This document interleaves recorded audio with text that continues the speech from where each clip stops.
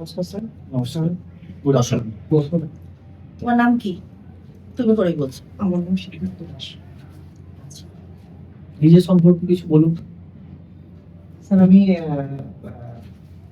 আমার নাম সিদ্ধার্থ দাস। আমি 2012 সালে আমার গ্র্যাজুয়েশন সম্পন্ন করি এবং বর্তমানে আমি একটি প্রাইভেট সংস্থায় চাকরি করছি। আচ্ছা, তো আপনি গ্রুপ সি গ্রুপ ডি এই চাকরিটা যে করতে ইচ্ছুক বা এই পোস্টে অ্যাপ্লাই করেছেন, এর কাজগুলো সম্পর্কে আপনি ওয়াকিবহাল? হ্যাঁ স্যার, কিছুটা ভালো। আচ্ছা, বলুন গ্রুপ সি এবং গ্রুপ ডি কি কাজ? স্যার গ্রুপ ডি এর কাজ হলো ফাইলপত্র এক জায়গা থেকে আরেক জায়গায় নিয়ে যাওয়া, পরিষ্কার পরিচ্ছন্ন রাখা স্কুল। এবং গ্রুপ সি এর কাজ হলো ক্লার্কশিপ, ছাত্রদের সমস্ত ডকুমেন্ট যুক্ত করে রাখা এবং সেগুলো কম্পিউটারে ইনপুট করা। আচ্ছা, শুধু এইটুকুই কাজ, গ্রুপ সির আর কোনো কাজ নেই? এছাড়া গ্রুপ সি এর কাজ হলো যে এইটুকু কাজই তো আছে স্যার। স্কুলের অ্যাডমিশনের হিসাব রাখা, কতজন অ্যাডমিশন হ্যাঁ। হলো, ডেটা এন্ট্রি। এটাই ঠিক আছে। ঠিক আছে। আচ্ছা, ন্যাশনাল এডুকেশন পলিসি 2020 এই সম্পর্কে কিছু জানো? এগুলো কি ওয়েস্ট বেঙ্গলে লাগু হয়েছে, এই রেকমেন্ডেশন গুলো? এখনো পর্যন্ত লাগু হয়নি যতদূর সম্ভব ধারণা। তবে এটা লাগু হয়নি? কিছুই কি লাগু হয়নি? তাহলে চলে কি করে এখানকার এডুকেশন সিস্টেম, তাই না? 4 বছরের যে ডিগ্রি কোর্স শুনেছো এখন হচ্ছে, তার রেকমেন্ডেশন ছিল। আগে আমাদের সময় গ্র্যাজুয়েশন কতদিন ছিল? আমাদের সময় গ্র্যাজুয়েশন ছিল 3 বছর। এখন দেখবে কলেজে 4 বছর হয়েছে। আমাদের ন্যাশনাল এডুকেশন পলিসির কিছু কিছু জিনিস অলরেডি লাগু হয়ে গেছে, কমপ্লিটলি লাগু এখনো পাইনি। ঠিক আছে। আচ্ছা, আমাদের যে এডুকেশন সিস্টেম, সেটাকে তুমি ধরো গ্রুপ সি হিসেবে জয়েন করলে, তো তোমার জয়েন করে তুমি তোমার স্কুলটাকে কিভাবে ইমপ্রুভমেন্ট নিয়ে আসতে পারো? ঠিক আছে, কি কি স্টেপ তুমি নেবে বা তুমি কি কি রেকমেন্ডেশন তোমার পক্ষে তুমি বলবে? স্যার আমি সর্বপ্রথম আমার যে কাজ আমি সেগুলো তো প্রথমে ভালোভাবে করবো এবং যদি কোনো জায়গায় কোনো ভুল ভ্রান্তি দেখতে পাই সেগুলোকে সঠিক করার চেষ্টা করব। এবং আমি সবসময় চেষ্টা করব যে আমার যে কাজগুলো আমি ডেটা এন্ট্রি করছি সেখানে যদি আমার কোনো কারোর নাম বা রোল নাম্বার বা কোনো মাইনে পত্র যেগুলো আমাকে ঠিকঠাক এন্ট্রি করতে হবে সেদিকে আমি লক্ষ্য রাখবো, যদি এগুলো কোনো ভুল না থাকে। আমি সবসময় ভুল না করার চেষ্টা করবো। ভুল মাঝে মধ্যে হতেই পারে, সেগুলোকে আমি সবসময় ওভারকাম করার চেষ্টা করবো যাতে আমার স্কুলটাও ভালো থাকে, পরিচালনা ব্যবস্থা ভালো থাকে এবং প্রত্যেকের ডেটা এন্ট্রি। তোমার এলাকায় কটা স্কুল আছে? তুমি যে কোন এলাকা থেকে, মানে তুমি কোন জায়গা থেকে এসছো? আমি ম্যাডাম আমি নিউতা থেকে এসেছি। কটা স্কুল আছে? সরকারি স্কুল? সরকারি স্কুল 6টার মতো আছে। ছটা? সবকটাই সরকারি? সবকটাই আধা সরকারি? সবকটাই সরকারি। সরকারি আর সরকারি সাহায্য প্রাপ্তির মধ্যে কোনো পার্থক্য আছে? সরকারি সাহায্যপ্রাপ্ত বলতে এই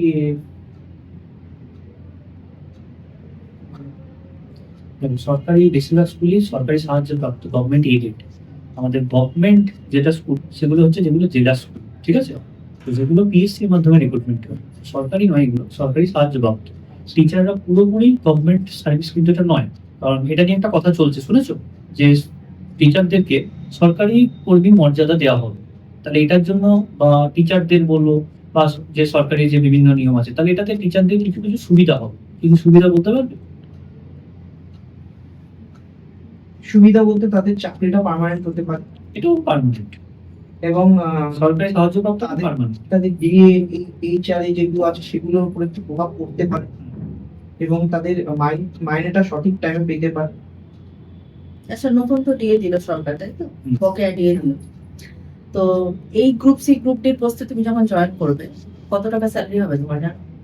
গ্রুপ সি এর জন্য 22,000 থেকে 29,000 এবং গ্রুপ ডি এর জন্য ম্যাডাম 18,000 থেকে 22,000 26,000 এর মধ্যে। আচ্ছা, ধরো তুমি চাকরিটা পেয়ে গেলে, প্রথম মাসের মাইনেটা দিয়ে কি করতে চাও? প্রথম মাসের মাইনে আমি অবশ্যই আমার মার হাতে তুলে দেবো এবং মা যেটা করবে সেটা তার উপর নির্ভর করবে। বাবাকে দেবে না? মার হাতে তুলে দেবো, মা বাবাকে না, যে যেটা করবে সেটা তাদের নিজস্ব ব্যক্তিগত ব্যাপার, আচ্ছা, কারণ তারাই আমাকে মানুষ করেছে। তো আমি এই চাকরিটা পাওয়ার পর তুমি যদি আরো ভালো চাকরি পাও, এটা জয়েন করবে না?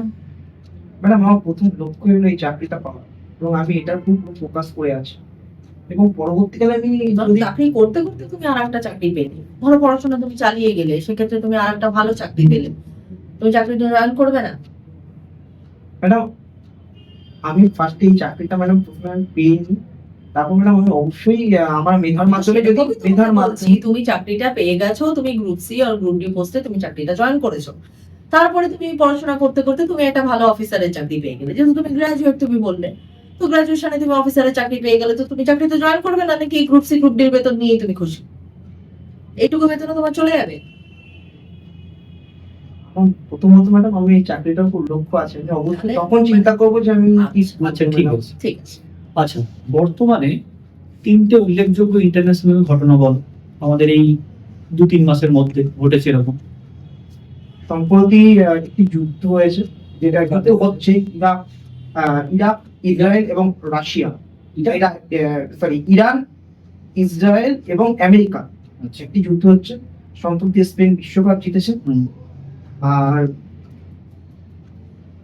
সম্প্রতি বালুচিস্তান স্বাধীন রাজ্য হিসেবে ঘোষিত হতে চলেছে। পশ্চিমবঙ্গের কোনো উল্লেখযোগ্য ঘটনা যেটা তোমার মনে হয় যে এই মুহূর্তে ব্রেকিং নিউজ? আমাদের সরকার পরিবর্তন হলো, বিজেপি সরকার, তৃণমূল সরকার পরিবর্তন হলো। আচ্ছা, তোমার পড়াশোনা বাদ দিয়ে হবি কি? ফাঁকা টাইমে কি করতে ভালো লাগে? স্যার ফাঁকা টাইমে আমি অবশ্যই ক্রিকেট খেলা একটু পছন্দ করি। আচ্ছা, খেলতে ভালোবাসো নাকি দেখতে? আমি দেখা দুটো। আচ্ছা, গুগলি বলে একটা বল হয়, তাই তো? গুগলিটা কি জিনিসটা? গুগলিটা একটা স্পিন বল। কি কিরকম? রাইট হ্যান্ড লেগ স্পিন করলে নাকি লেফট হ্যান্ড লেগ স্পিন বা অফ স্পিন? জিনিসটা প্রপার জানো গুগলিটা কি?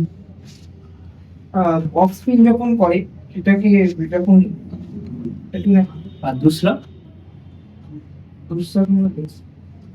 আচ্ছা, ঠিক আছে। আচ্ছা, স্কুলগুলোতে স্পোর্টস রিলেটেড কোনো ক্যাম্প চলে? হ্যাঁ অবশ্যই জানি। কি কি চলে? যেমন তো ক্রিকেট খেলা হয়, এগুলো কে দেখভাল করে, বা এই ক্যাম্পগুলো অর্গানাইজ মানে কারা করে? স্কুল কর্তৃপক্ষ বাদ দিয়ে কার কার দায়িত্ব থাকে এগুলো ক্যাম্পগুলো অর্গানাইজ করা, মেনটেন করা, কাদের দায়িত্ব থাকে? এগুলো যারা বিশেষ করে যারা শারীরিক শিক্ষা কর্মশিক্ষা করা তাদের হাতেই বেশিরভাগ ক্ষেত্রে মনে হয় তাদের গ্রুপ সিদের কোনো দায়িত্ব থাকে না? গ্রুপ ক্যাম্পটাকে অ্যারেঞ্জ করা, কিভাবে চলবে প্রজেক্ট, এগুলো কোনো দায়িত্ব থাকে না? আমার মনে হয় স্যার ম্যাডাম যে এটা সবাই মিলিয়ে মানে স্কুলের টিচার এবং গ্রুপ সি ডি কর্মী এবং স্কুলের সমস্ত টিচার সবাই মিলে মনে হয় এটা আচ্ছা, এটা Organization করে। কোনো ফাইল হারিয়ে গেছে হেড স্যারের, তো তিনি দোষারোপ করছেন তোমাকে যে তোমার জন্য এই ফাইলটা হারিয়ে গেছে, তোমাকে দায়িত্ব করে রাখতে দেওয়া হয়েছিল, তুমি কোথায় রেখেছো ভুলে গেছো, এবং সারা স্কুল তন্ন করে খুঁজেও কোথাও পাওয়া যাচ্ছে না, টিচাররাও বলেছে যে ওই দেন। কি করবে তখন? এবং সবাই চাইছে যে তোমাকে বার করে দিতে স্কুল থেকে, যে এমন একটা গুরুত্বপূর্ণ ফাইল হারিয়ে গেছে যে ওকে আর রাখা যাবে না, ওর কোনো দায়িত্ব নেই, জাস্ট ইরেসপন্সিবল। কিভাবে হ্যান্ডেল করবে সিচুয়েশনটা? প্রথমে আমি নিজে মনে করার চেষ্টা করবো আমি শেষে কোথায় ব্যবহার করেছি। যদি আমি সেখানে পেয়ে যাই তো খুবই ভালো, এবং যদি আমি না পাই আমি অবশ্যই, আমি তো সবসময় চেষ্টা করবো ডুপ্লিকেট ফাইল রাখা। যদি কোনো কারণে না পাই তো আমার সেই ডুপ্লিকেট ফাইল থেকে একটা রেকর্ড ফাইল থেকে একটা ডুপ্লিকেট ফাইল নেই, তুমি রাখো না। তো আমি অবশ্যই স্ট্যান্ড রাখবো যে স্যার আমি তো খুঁজে পাচ্ছি না, তো আমি রেখেছিলাম, এবং আমি এর পরের বার থেকে আমি ভবিষ্যতে আমি খুবই সতর্ক হয়ে যাবো যাতে যে তারা যে আমার- তোমার উপর রাগ করলেন যে ও এরকম একটা ভুল করে ফেলেছে, এরকম ইরেসপন্সিবল এর পরিচয় দিল, সেটাকে তুমি কিভাবে হ্যান্ডেল করবে? তোমাকে তো কাজ করতে হবে ওনাদের সঙ্গে। অবশ্যই এরকম যদি ভুল হয়ে যায় সেটা তো অনেক মানে বিশাল বড় ভুল। আমি ওনাদের কাছে ক্ষমা চেয়ে নেবো, এবং আমি ভবিষ্যতে যাতে না সেরকম চেষ্টা করবো। আমি ওনাদের কাছে বলবো যে আমার ভুল হয়েছে, আমাকে ক্ষমা করে দিন, এরপর এরকম হবে না, কথা দেবো না যে আচ্ছা, এনসিআরটি ফুল ফর্ম জানো?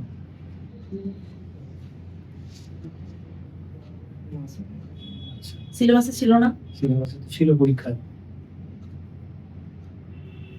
ঠিক আছে, যাই হোক। আচ্ছা, আমাদের স্কুলে তো মিড ডে মিল চলে, ঠিক আছে? তো এই মিড ডে মিলে এখন সম্প্রতি সরকার ডিসিশন নিয়েছে কোন একটা সংস্থাকে দিয়ে মিড ডে মিল করানো। তো সেটা কি জানা আছে?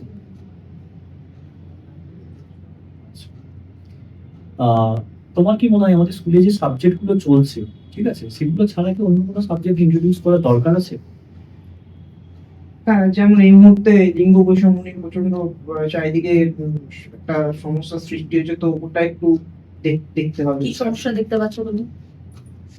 যেমন মহিলাদের ক্ষেত্রে যে সমস্যাগুলো, যে সেই সমস্যাটা অনেক জায়গায় অলরেডি অনেক রাজ্য মানে চালুও হয়ে গেছে, কেরালায় মানে চালু হচ্ছে যতদূর সম্ভব। তো ওই সাবজেক্টটাকে ইন্ট্রোডিউস করে এই দিলে যে উইমেনদের জন্য 33% রিজার্ভেশন দেওয়া হলো, তোমার কি অভিমত? তোমার থেকে তো বেশি যদি মেয়েরা চাকরি পেয়ে যায় ডাব্লিউবিএসএসসি গ্রুপ সি যে পোস্ট। এটা ঠিক আছে। এখন সরকার যে সিদ্ধান্ত নিচ্ছে সেটাকে আমাদেরকে তো মেনে নিতে হবে, তাদের বিপক্ষে তো আমরা যেতে পারবো না। তারা নিশ্চয়ই কিছু ভেবে এই সিদ্ধান্তটা নিয়েছে। তোমার অ্যাজ এ জনগণ হিসেবে, সাধারণ নাগরিক হিসেবে তুমি কি ভাবছো? আমি সত্যি বলতে একটু একটু মনে হয় জেনারেল কাস্টদের জন্য একটু মনে হয় সমস্যার সৃষ্টি করেছে, যারা জেনারেল কাস্ট। আহ, ধরো তুমি হচ্ছে যে স্কুলে জয়েন করলে, ঠিক আছে, এবারে তোমার কোনো কারণে প্রধান শিক্ষক তোমাকে, তোমার একটা দরকার আছে কিন্তু বারবার ছুটি দিচ্ছে না, ঠিক আছে, তুমি তাহলে কিভাবে সেই সমস্যাটাকে সমাধান করবে? তোমার ধরো একটা ছুটি দরকার, তোমাকে পার্টিকুলারলি ছুটি দিচ্ছে না, বাকিদের সবাই ছুটি মঞ্জুর হচ্ছে, যেহেতু তুমি ধরো একমাত্র গ্রুপ সিস্টেম, টিচাররা ছুটি পাচ্ছেন, রিপ্লেসেবল টিচার আছে, তাহলে তুমি এই সমস্যাটাকে কিভাবে মানে এটাকে ওভারকাম করবে? স্যার আমি অবশ্যই স্যারের নিশ্চয়ই কোনো সমস্যা আছে যার জন্য হয়তো আমাদের স্কুলে হয়তো কাজের চাপ আছে বা প্রেশার আছে, যার জন্যই স্যার হয়তো আমাকে ছুটি দিচ্ছে না। সেটাকে আমাকে প্রথমে দেখতে হবে কেন স্যার আমাকে ছুটি দিচ্ছে না। এবং আমি যদি আমি স্যারের সাথে কথা বলবো ব্যাপার নিয়ে, যাতে আমাকে পরবর্তীকালে এরকম ছুটিগুলো কনফার্ম করা হয়, এবং স্যার আমাকে যা বলবে আমি অবশ্যই সেটা মেনে নেব। এবং স্যারের কথা তো আমাকে রাখতেই হবে। স্যার অবশ্যই আমার ভালোই চাই, এবং যখন ছুটি দেবে আমি তখন সেই ছুটিটা দেওয়ার জন্য। আচ্ছা, আর তুমি যদি চাকরিটা না পাও তাহলে তুমি কি করবে? চাকরি ধরো কোনো পোস্টেই পেলে না, গ্রুপ সি গ্রুপ ডি কোনোটাতেই তুমি ধরো পেলে তোমার সিলেকশন হলো না, তাহলে তোমার করণীয় কি? তোমার তো ধরো এতটা বয়স হয়ে গেছে, তুমি তাহলে কি করবে? বয়স কত বলবো? তোমার বয়স কত? 35 স্যার। তাহলে 35 তাহলে হয়ে তো গেছে। একদম তুমি শেষ প্রান্তেই তাহলে পৌঁছে শেষ গেছো, প্রান্তে বলতে গেলে। তুমি কি করবে চাকরিটা না পেলে? এই মুহূর্তে যদি চাকরি না পাই স্যার, আমি এই মুহূর্তে তো একটা জব করছি, আচ্ছা, যদি চাকরি না পাই তো আমাকে সেই পুরনো জবে ফিরে যেতে হবে। আমার তো মনে হয় তোমার পুরোনো জবের প্রতি অ্যাটেনশনটা বেশি, রাদার দ্যান এই পোস্টটাতে চাকরি পাবো, তাই না? না ম্যাডাম, আমি দেখুন ম্যাডাম, পড়াশোনা করেছি, চাকরির জন্যই পড়াশোনা করেছি, এবং চাকরির জন্যই আমি প্রিপারেশন নিচ্ছি। আমার পারিবারিক যে সমস্যা, সেই সমস্যাটাকে দূর করার জন্যই চাকরির পরীক্ষা নিচ্ছি। কারণ আমি এই মানে পূর্বে কি করলাম বা বর্তমানে কি মানে পরে কি করবো সেটার উপর কোনো ই নেই। কারণ আমি এই চাকরিটার প্রতি এই মুহূর্তে আছি, যদি চাকরিটা হয় তো পরিবারকে একটু সচ্ছলতা দিতে পারবো। আচ্ছা, ঠিক আছে, তোমার ঠিক আছে। ইন্টারভিউ হয়ে গেছে, তুমি ঠিক। যাও বসো, তোমাকে 2 মিনিট পরে ডেকে আমরা ফিডব্যাকটা দিচ্ছি। নমস্কার।